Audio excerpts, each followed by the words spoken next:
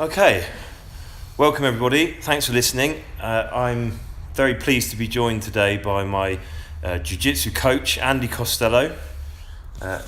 I'm kind of starting out new to this podcast game, and I wanted to sort of find people that I knew that interested me, that had a story to tell, and I met Andy officially back in April. I think I started here, started practicing Jiu-Jitsu with the Project Mayhem at the barn, and Andy has got a wonderful amount of stories and experiences that I've been privileged to sort of get snippets of during class, and I really wanted to get him on the podcast just to have a chat really, and just sort of hear some of his stories, some of his experiences, and just hear more from him really. So I'll shut up and I'll let him sort of introduce himself. Hi, my name is Andy Costello. Thanks so much for the introduction, Sam. I feel like it should have been a bit more glowing, but we'll come round to that. Anything you want to ask, feel free.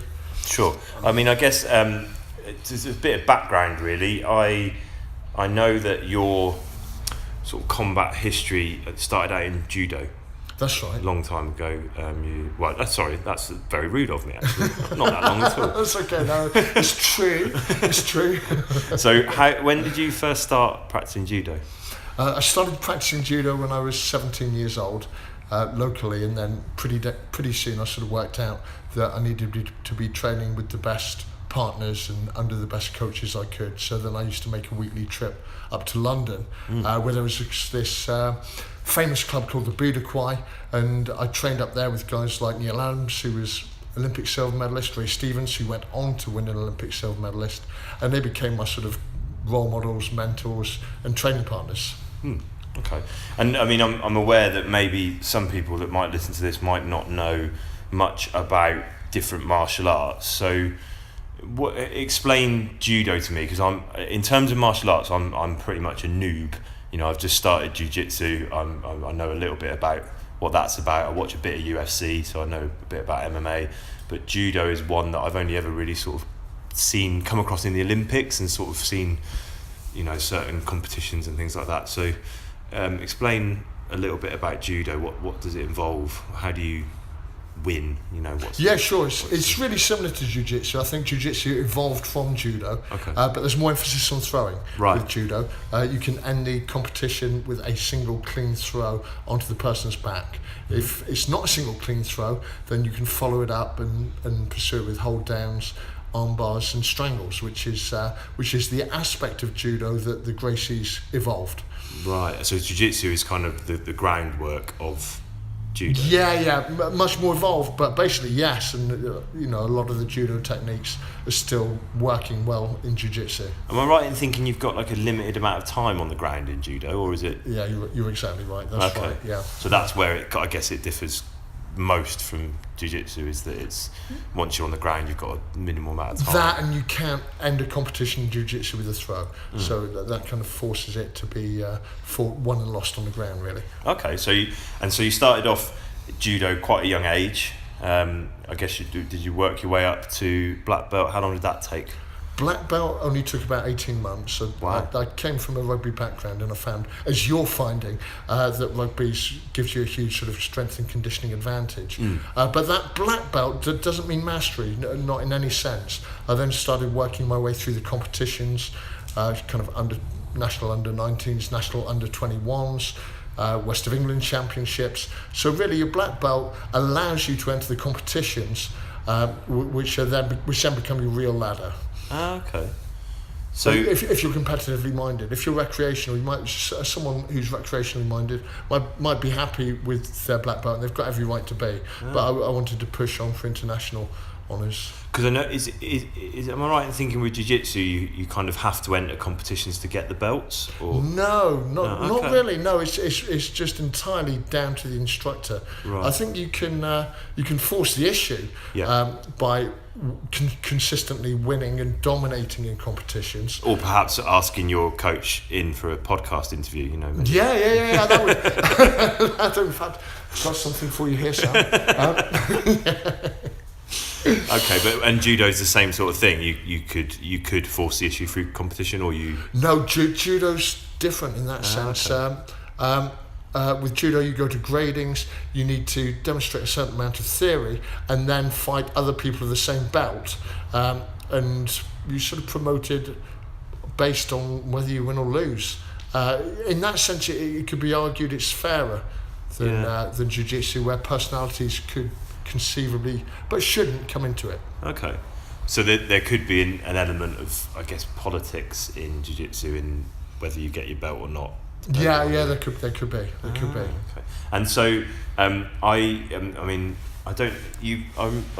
YouTubed a couple of things about you, and you put together a really awesome like story board of your sort of life recent. Was that a recent thing? No, I think it was a couple of years ago. Years back. Just before I started to write my book. And that was it. Kind of just summed up your journey, and I thought that, you know, for those people that hadn't seen that, maybe that would be a good sort of platform for the podcast, really, to kind of go through how you used judo in your role as a police. Yeah. So you were a police officer.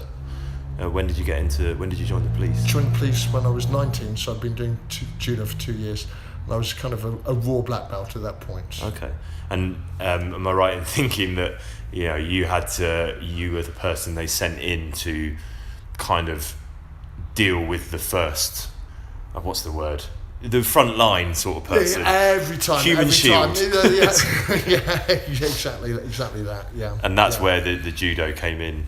Really handy. The beauty of judo being that you throw someone, there are no strikes. But obviously, as a police officer, you shouldn't or wouldn't be striking someone anyway. So, still towing the company line. Yeah. But at the same time, if that person presents a danger, they need to be controlled and restrained, and the best way to do that is to take them to the floor. And then, I mean, you see like 4 or 5 policemen wrestling to get the guys' hands together, and everyone's saying, "Oh God, it's taking 4 or 5 policemen." I mean, the reason they're doing that is because they don't want to hurt the guy. Yes. It's this. It's hard enough. I don't know if you've ever tried to take a screaming 3-year-old up to bed. But, it can be a 2-man job, can't it? Mum and dad, one on the arms, one on the legs. Because obviously people don't want to hurt the child. Now it's the same, only on a scale times 10. If you've got a wild drunk man swinging for the fences, the more the better. But you still need that first person to sort of come in and get the takedown. Go and make the make that initial contact, and that first person was pretty much always me. Yeah, it's interesting. I mean, it's a totally different scale, but part of my job is I train staff in how to use safe holding. I work with young people that have some sort of some challenging or aggressive behaviours. So we use the GSA framework, which is what they use in lots of the mental hospitals, mental health hospitals. And you're quite right. Like the amount of people it takes to safely hold someone to minimise the risk to that person is far greater than just if it was me and you one-on-one. God, heaven forbid, that'd be horrible for me. But, you could exert force that would be unsafe to the other person. That's right, exactly. But actually, to do it safely, you need more people to do. That's right. So you're basically, you would go in and make the first contact and kind of incapacitate the person. Yeah. And go from there, I suppose. That's right. Fantastic. Well, not fantastic. It must have been bloody terrifying. It was at times. It was really stressful. I mean, going into houses where you just don't know what's behind that door. Maybe, for example, a domestic dispute, you can hear screaming, shouting, crashing, banging, and maybe a computer check shows that the man has a history of violence, history of using weapons, Yeah. and you're sort of going into his territory. You know he's not in the best of moods. It's inevitably going to be, stressful. And what was it? What was the long-term effect of that? I mean, was that something that made you dread going to work, or was it something you part of you kind of almost looked forward to the adrenaline of it? Because I mean, no, I pretty much dreaded going to work. I Yeah. think, but by that point, I was kind of tied in with mortgages, to everything on interest-free Yeah. credit, a family, and I felt obliged to, and it was known as a good job. I didn't say, police force, secure job, you're really lucky. And I thought, am I? Yeah, they're not the ones going in through the front door. That's right. Not every policeman feels that way. I speak to others and say, what the hell? Surely there was an easier way of making a living. And they'll be like, no, it's good fun. I was thinking, no, didn't think so. So maybe it comes down to perspectives, the way some people cope with stress and some don't. Well, I know that some people that I've certainly met in life, they appear to have a kind of a need for an outlet of some sort of adrenaline or aggression, Yeah. And I guess it depends. It depends on the type of person you are. But it sounds like from what you're saying, it was more a case of duty bound rather than. That's right. I mean, the big difference now, I would imagine, is that the current policemen have got the tasers, they've got the CS gas, they've got extendable batons. When I started out, we had this kind of rolling pin of a truncheon, which you could only hit someone on the arms and legs with. So you imagine if you're hitting someone with a rolling pin and they're punching you in the face, who's winning? So it was useless. It was just a Keystone Cop accessory, which was really of no use whatsoever. Right.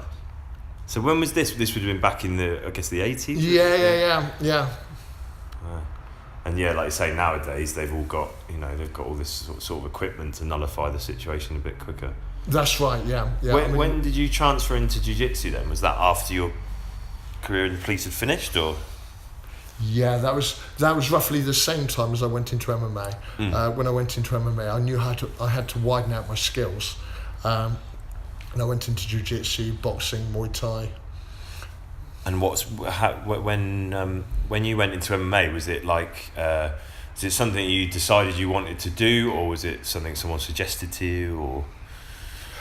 No, as soon as I saw it and saw a guy called Hoist Gracie win it, I decided it was something I could be good at, because Hoist Gracie was using techniques that looked very much to me like judo to overcome other martial arts.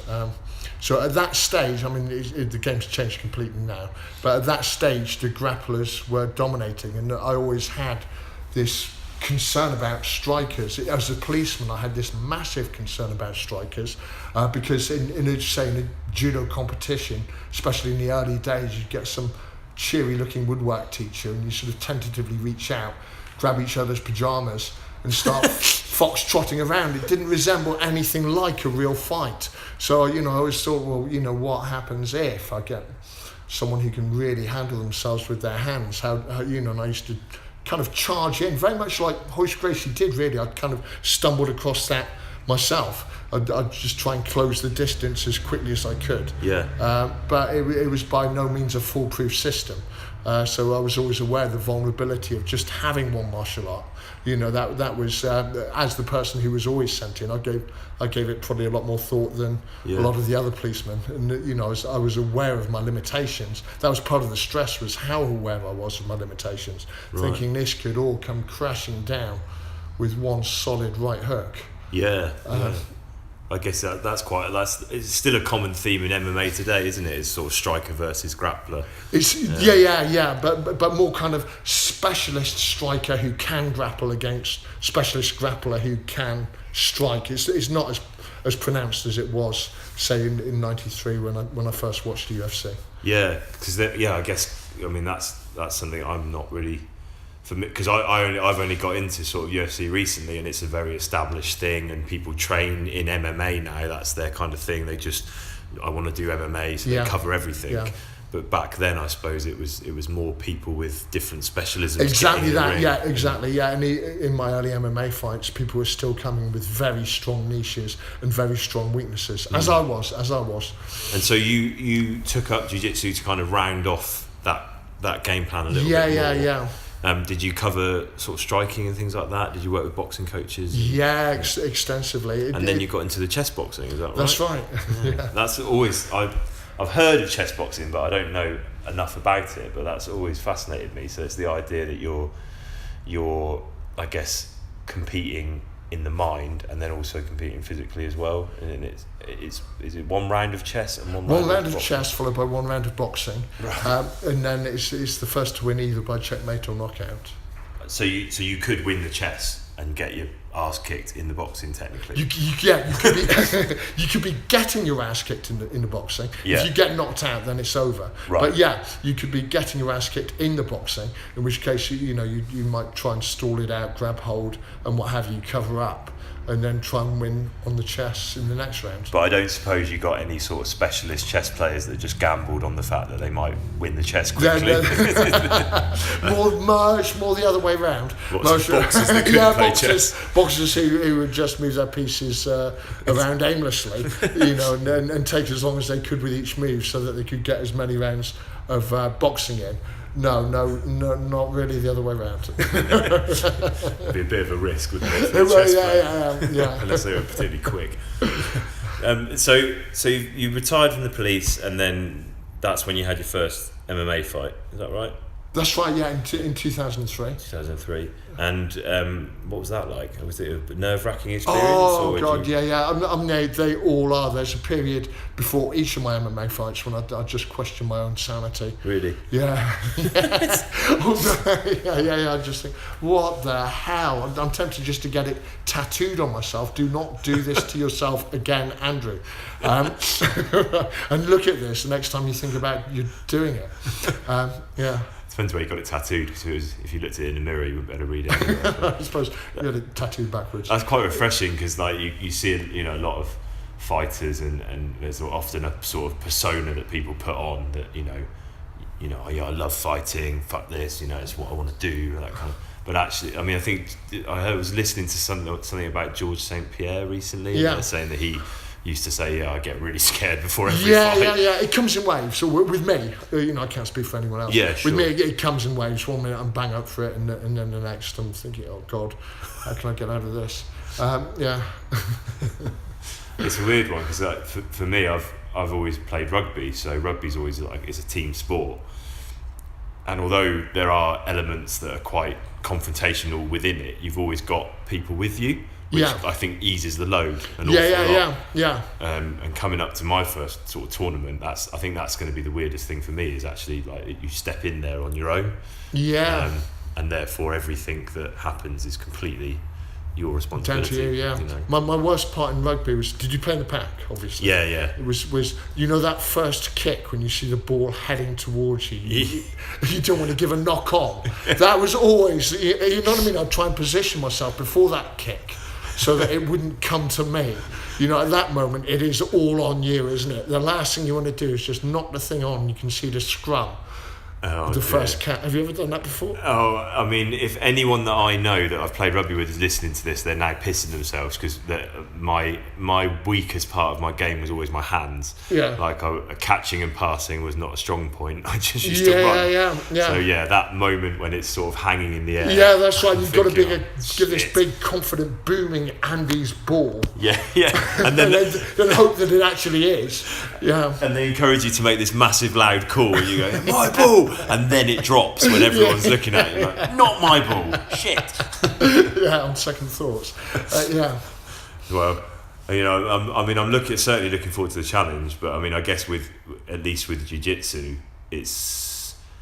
you're not going to lose consciousness. Well, you might lose consciousness, I suppose. So there's danger there. It doesn't feel like a proper fight, though. I think when you take away the striking, it's kind of, there's something less confrontational about it. You're not going to get beaten up. That's the beauty of it. You are potentially going to get overpowered, but you can only learn from it. If at the end of it, you're not beaten up, you've been outskilled or what have you, you can learn from that and you can compete the next week. That's what I like so much about jiu-jitsu. And it's within your control, isn't it? There's a safety with the tapping. You know, you could tap and then that's it. It's finished. Could and should, but then there's that reality about it that, you know, had you not tapped, you would have been killed. So there's that reality. Yeah. There's that, you know, that makes it a very real martial art, made very safe.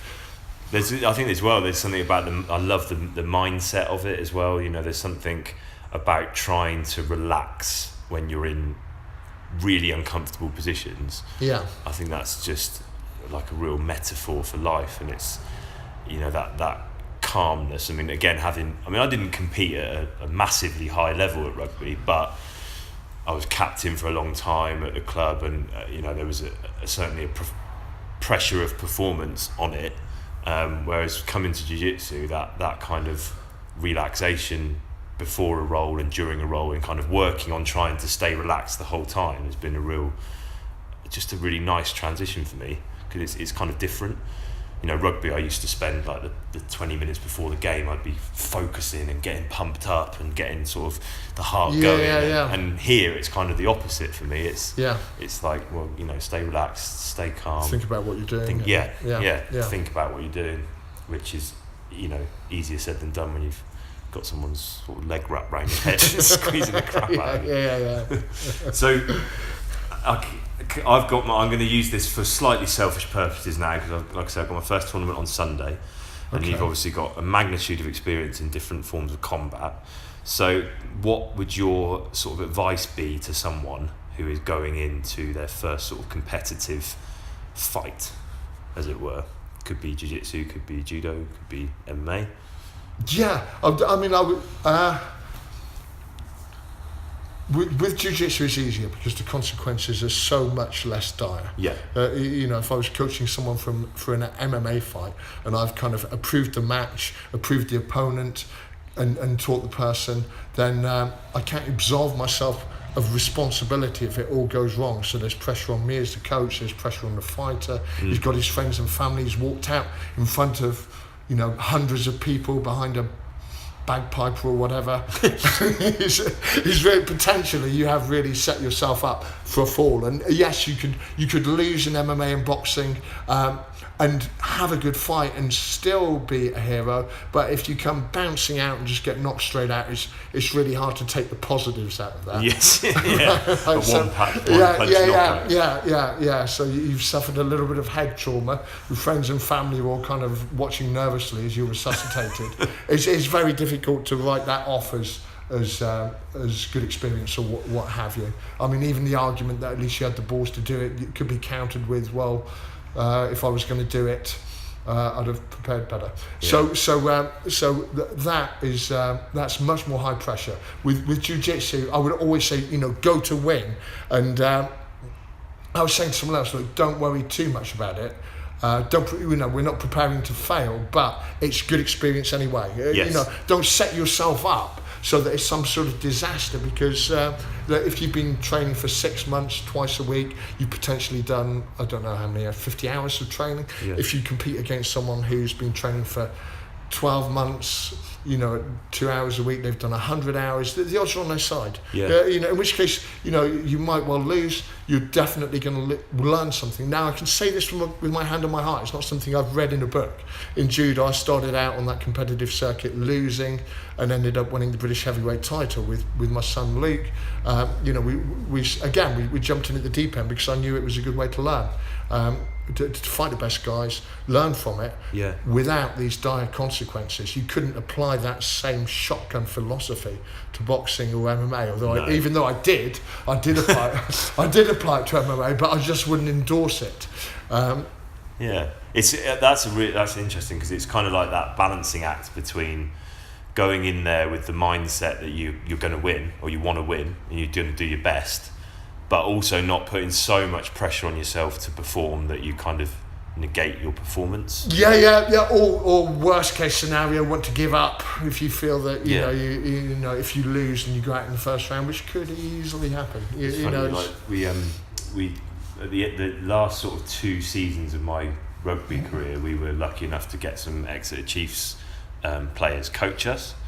Yeah. Like Harry Williams and Will Chudley, who I'm mentioning by name in the hope that they'll come on a podcast soon as well. Right. But it was really interesting, their sort of professional approach, because at club level where I played, it was always a lot of like blood and gusto before the game, like, we're gonna fucking smash them, this is everything, boys, and all this sort of stuff. And they were completely the opposite. It was all about, what are we going to do? What are our processes? What's our game plan? What if this happens? If this, it was all very. You kind of detached it from the personal and you made it about the process. Yeah. It was all about focusing on, I need to do this to win. Sure. And I think in terms of sports psychology, that's quite a general professional step that lots of people are making now. It's less. If you have to get yourself, like they used to say, if you have to get yourself pumped up for rugby, you shouldn't really be playing rugby. I suppose as well at that level, it's a given you're going to do your best. Yeah. You know what I mean? The Exeter Chiefs are top professionals, aren't they? No one needs to tell them, come on, give your best. Yeah, that's what you paid for. But I guess, like for me, that's something I'm certainly going to be thinking about on Sunday. Is just, well, what do I remember? What do I need to do? What do I need to look out for, react to, rather than this is everything. I've got to perform. I've got to, that kind of stuff. I think sometimes can be counter. Yeah. Again, it might well differ in sort of a first-time boxing match. Yeah. Where you don't want the guy maybe to take a few hard shots and lose faith in himself. Yes. So it could be a different kind of stealing process. Yeah. In that event. Whereas again, jiu-jitsu is a different sport with a different mindset. Well, and also, I think you're right there as well, in that it would depend on the personality, because you might have someone who maybe needs to get themselves quite focused and pumped up for it. I guess it does depend on your personality as well. So going back to your first MMA fight, then you said you kind of went in at the deep end. Who did you fight first fight? Well, no, actually. It transpired it wasn't a deep end fight. Okay. Well, it wasn't him. Yeah. It was a guy called Steve Matthews. I mean, he didn't have much luck. His next fight after that, I think, was Mike Bisping.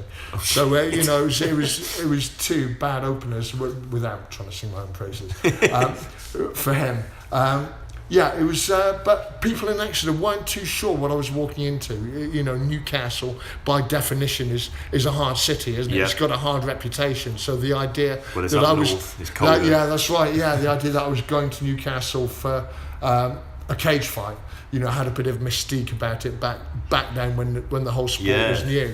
I didn't know how my judo would kind of match up against whatever skills he was bringing to the table. I was hopeful, but I managed to finish it quite quickly. I think it was 35 seconds. I think it was 35 seconds. Yeah. Was that just using your judo, and then, because I've read and seen on some of the YouTube clips that you've got a fairly effective ground and pound. And they don't teach that in judo. They don't. No, that's kind of self-explanatory. Yeah. I remember there was a cage rage program where they used me as an example of ground and pound expertise, but really the kind of expertise was getting into that strong, dominant jiu-jitsu type position. And from there anyone knows how to punch down. There's not, if you're on top of someone punching down, there's not the same sort of technical base to it as there is, say, in boxing, where you need to throw a fast, sharp right cross and put your hip into it and what have you. It's fairly self-explanatory. So the technique is getting in the dominant get position. Into the dominant position and then hit them. They catch you, hit you back. That's ideal. And if you can hold that position, you've got the win. See, I mean, I'm coming from my only experience of fights is sort of in the streets when I was quite a lot younger. And I always used to, if I did a right in a fight, I would feel immediately guilty afterwards. Yeah. To the point where I've been out in town once, I've got the better of someone and immediately kind of helped them to their feet and made sure they're all right, because I just felt fucking awful, basically. What's that like after an MMA fight when you've cleaned someone out in 35 seconds? Or is it kind of... There's no kind of animosity. Right. But I don't have that same level of empathy either. Well, I didn't have any empathy for him at the time. It was just afterwards. Even post-fight empathy. That's but I guess if he's optionally got in the ring, then, so I suppose. Yeah. Okay.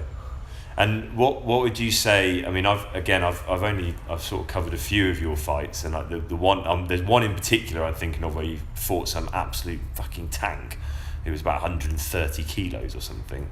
Yeah, James Thompson. Is that James Thompson? Yeah. Was that would you say that was your toughest fight, or was there other? Well, one of. I mean, I fought quite a few tough guys.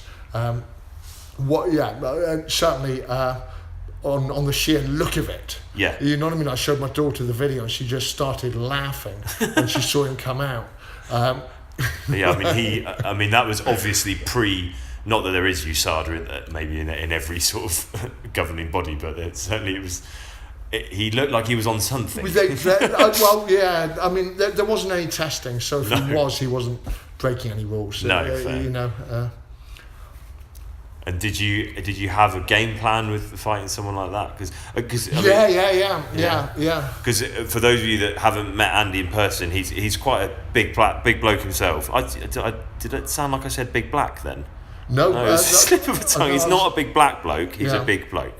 But so was it like a bit of a shock to be fighting someone that size, or was it just? I knew how big he was. What gave me some confidence, which transpired to be unfounded, was the fact that I fought heavyweight in judo, and I could fight that guys that size, and I knew that if I could potentially throw them, which I was able to.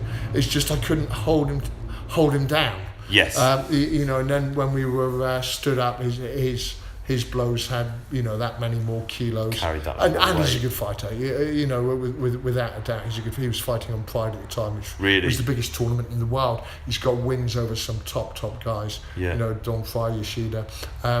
So no, you can't take anything away from him, but you can't argue that he had the size advantage. Yes. The confidence was undermined a little bit the night before. He at the press conference for the photo shoot, he put his head on my nose and kind of really scrunched it.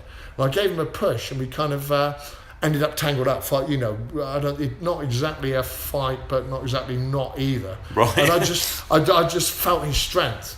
And I came back, but up till then, I'd been pretty confident if I could move him around, I could throw him with ease. And as I grabbed hold of him, he just didn't move, and I walked away and said to my girlfriend, "This is going to be harder than I thought. Yeah. This is going to be much harder." So I had that inkling. That's the most kind of unconfident. Yeah. Because we had that little pre-fight. That's the most unconfident I've gone into a fight before. Yeah, I guess that must be a hard thing to overcome if you've gone in thinking that you've got one tactic and then that doesn't. Yeah. It did. Like I said, I did throw him, but it was, I used a lot of energy all the time. I was taking these clubbing blows. And then, of course, I mean, how far did you go with MMA? Did you get to a particular level? I mean, it wasn't as big back then, so I know you fought on some sort of televised cards and things like that. Yeah. And you fought guys that were in Pride. You were in Cage Warriors? Is that the organisation you? No, it was Cage Rage. I think it was the biggest show in Europe and one of the biggest in the world. Because it's not about. I've not heard of that now. No, it went under, which was a real shame. Because it was an amazing show. I think the best I could sort of claim is that in the unofficial ratings, I went to number 3 in the heavyweights, in the UK heavyweights, and there were no official ratings at the time. Right. So this was kind of just via the forums and what have you. And then after that, I knew I was well into my 40s. I knew time wasn't on my side, and I just fought as many good guys as I could. I thought, come on, Andy, you can get lucky here. You're only going to learn what you've got to lose. Yeah. Give you something to look back on. So I turned down the easier fights. Not that there's ever really an easy fight. I turned down the easier fights and went after the guys with titles, the tougher guys. So it sounds like it was more about personal challenge than... Exactly that, yeah. No, that sums it up really well. And then Luke, your son Luke, is now, is he world champion Brown? World champion in Brown, and he got a silver in the blacks in the Europeans. Right. With the Europeans being a global tournament. So right. It's kind of like a Wimbledon in that it's one of the biggest circuit tournaments in the world. Fantastic. And he, you got him into jiu-jitsu. I remember you saying you got him in like quite a young age. He decided that was something he wanted to do. Yeah, he started in judo. Then it was actually his decision to switch to jiu-jitsu, which has worked out really well. Yeah, it certainly seems like it. If he's got all those medals already. How old is he? 28. Right, so I guess a jiu-jitsu career, he's got good. He's kind of coming into his prime. Would you say? Or? Yeah, I hit my prime at 30, so I would say so. I've ended up starting at the end of my prime. Bloody hell, never mind. Well, not as late as I was coming to MMA. Yeah, true. I was like in my 40s. I must admit, I mean, because I've been coming to class and usually been one of the bigger guys, and then I remember Luke took us while you were on holiday a couple of times, and I think I was the only one without a rolling partner, so he very kindly offered to step in, and there is, for anyone that's not done jiu-jitsu, there is nothing more humbling than rolling with someone like Luke. It's like, I don't know how to describe it. It's like, I don't know, it's like being in a washing machine. Like you almost have no control over anything. You're just sort of floundering around. And when it's someone like Luke, who's he's a big chap himself, who's got the strength as well. It's just, for me, it was a really, really good experience. Actually, I would recommend it for anyone who thinks they're tough, large, strong, physical. I mean, the only thing more humbling is when it's your own son doing it to you. That is so annoying. And there was this transition period as he overtook me when we'd fight tooth and nail as well. Yeah. I had a similar thing with my dad when we used to arm wrestle, and I remember he used to let me win, and I knew he'd let me win. And then there was a period where I thought, he's beating me now, but he's having to try. And then there was a period when I was beating him, and but I mean, with jiu-jitsu, that's like times 1,000, I guess. I could probably beat him in an arm wrestle, but he could still hit me in the face. So what's Luke's plans? Is he going into any tournaments coming up, or? Yeah, but I mean, he's getting ready. He's training hard. Yeah. So hopefully soon he'll be back on the world stage. Well, hopefully he keeps that hard training away from when we're in the And how about yourself? Because there's masters competitions, things like that. Is that anything you've ever thought about getting back into? No, it's definitely something I want to do. Awesome. I mean, at the moment I'm rehabbing an injury, which is just taking so long, but it is getting better. So I see the light at the end of the tunnel. But I've just learned from so many other injuries not to rush it. Give it time. I've kind of dug myself in a hole. I kept training, even though it was hurting, and as a result, I'm having to pay more dues during the rehab stage. It's a tough balancing act, isn't it? Because there are certain injuries you can train through and you can work through certain amounts of pain, but there are other ones that you're just going to make it worse. That's exactly it. It's those other injuries that you can train through that kind of give you hope. If you knew, or if I knew, I was going to dig myself into that much of a hole, I wouldn't have done it. But I was hoping that I'd be able to train through it. Well, I think that kind of drawing to a natural conclusion for now, mate. I really hope we can do this again. Like I say, I'm sort of starting out, so it's I'm honing my interview technique. It's nice, really good. So thanks for coming on, and and like I say, if we can have you back again sometimes. I'm not sure what format this is going to take yet. We're not. Andy's been trying to help me with a name for the podcast. We're thinking of Sam Harris, just because he's quite a famous bloke, so we're wondering if I can get some clickbait off of that. And your name is Sam Harris. And it is, my name is Sam Harris as well. Hence. Technically I'm not, it's not plagiarising or anything like that, because that's what I'm called. But thanks for coming, mate. Thanks so much for inviting me. Cheers all.